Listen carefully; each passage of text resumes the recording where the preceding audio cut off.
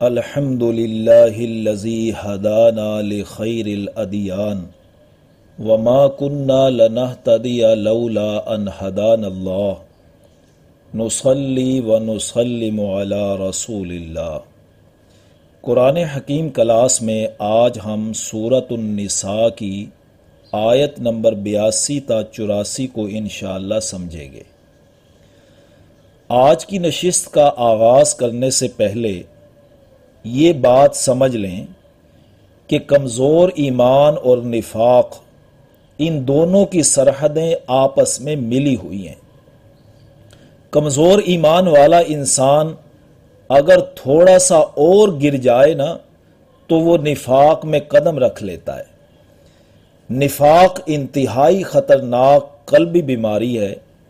اگر اس کا علاج نہ کیا جائے تو یہ خطرناک صورتیں اختیار کر لیتی ہے۔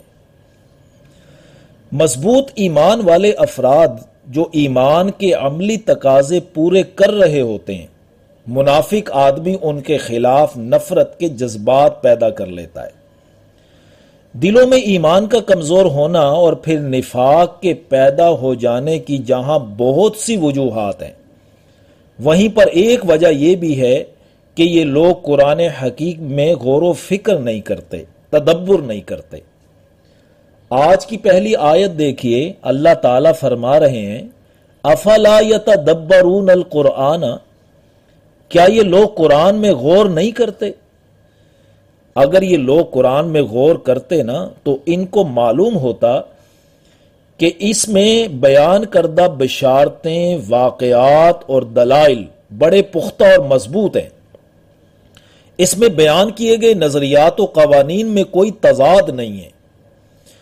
23 سالوں میں جو تھوڑا تھوڑا کر کے قرآن نازل ہوا، لیکن اس کے باوجود اس کتاب کا پورا فلسفہ منطقی طور پر مربوط ہے۔ تو قرآن حکیم کی یہ آیت ہر انسان سے مطالبہ کر رہی ہے کہ وہ قرآن میں غور و فکر کرے۔ البتہ عوام کے لیے ضروری ہے کہ وہ مغالطوں سے بچنے کے لیے کسی ماہر عالم سے قرآن حکیم کو سمجھے۔ بہرحال اللہ تعالیٰ فرما رہے ہیں افلا یتدبرون القرآن، کیا یہ لوگ قرآن میں غور نہیں کرتے؟ ولو کان من عند غیر اللہ، اگر یہ اللہ کے علاوہ کسی اور کے پاس سے آیا ہوتا لوجدوا فیہ اختلافا کثیرا، تو ضرور پاتے وہ اس میں بہت سے تضادات۔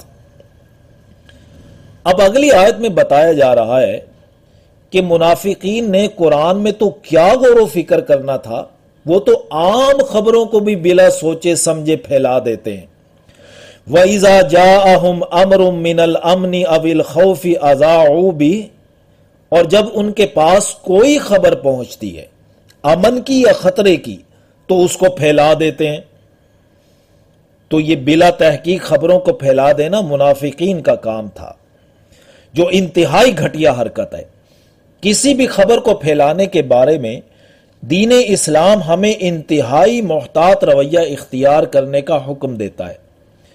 آپ صلی اللہ علیہ وسلم نے فرمایا کفا بالمرء کذبا ان یحدث بکل ما سامع، کہ انسان کے جھوٹا ہونے کے لیے اتنا ہی کافی ہے کہ وہ ہر سنی سنائی بات کو بلا تحقیق پھیلا دے۔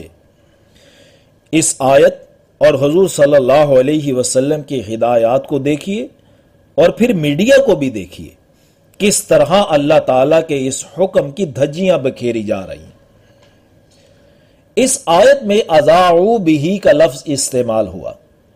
آج کل نشریاتی براڈ کاسٹنگ اداروں کے لیے عربی میں اذاعہ کا لفظ استعمال ہوتا ہے، اور مذیاع ریڈیو سیٹ کو کہا جاتا ہے۔ بہرحال اللہ تعالیٰ فرما رہے ہیں کہ جب ان منافقین کے پاس کوئی خبر پہنچتی ہے امن کی یا خطرے کی تو اس کو بلا تحقیق پھیلا دیتے ہیں۔ وَلَوْ رَدُّوهُ إِلَى الرَّسُولِ وَإِلَىٰ أُولِي الْأَمْرِ مِنْهُمْ، اگر وہ اس کو پیش کرتے رسول اللہ صلی اللہ علیہ وسلم اور اولو الامر کے سامنے، لَعَلِمَهُ الَّذِينَ يَسْتَنبِطُونَهُ مِنْهُمْ، تو یہ بات ان لوگوں کے علم میں بھی آ جاتی جو بات کی تہ تک پہنچنے والے ہیں، جو تحقیق کر کے ان کو بتاتے کہ یہ خبر کس حد تک درست ہے اور اس کا کیا نتیجہ نکل سکتا ہے، آیا یہ خبر درست ہونے کے باوجود قابل تشہیر ہے بھی یا نہیں۔ لیکن یہ لوگ صرف سنسنی پھیلانے کے لیے ایسی خبریں لوگوں میں عام کر دیتے ہیں۔